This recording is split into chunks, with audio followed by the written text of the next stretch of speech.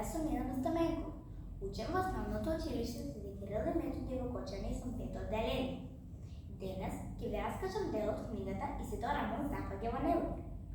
Автор, односно авторка на оваа прекрасна книга е Хариет Мункастер. Направи да ви кажам дека главни ликови во оваа книга се Исидора Мун, Мирабела и Русовата зајачка. Мене омилен дел во оваа книга ми беше оној дел што се случуваше по доаѓањето на Мирабела. А што се случи тогаш? Сега ќе ви раскажам.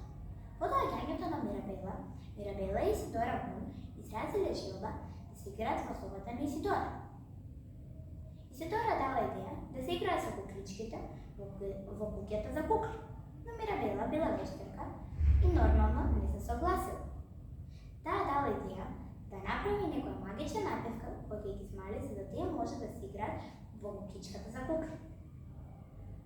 Исидора се двумела и најпосле се согласила.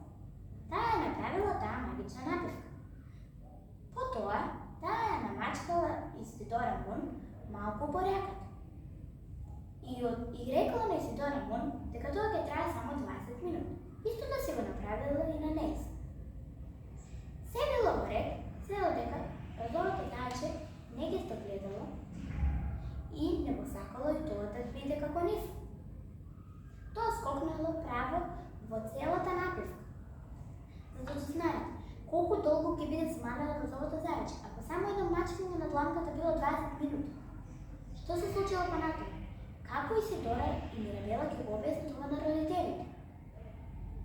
Сите овие одговори на прашањата ќе ги добиете само доколку ја прочитате книгата Исидора Мун Запад Евангелие. Благодарам на вниманието и довидување.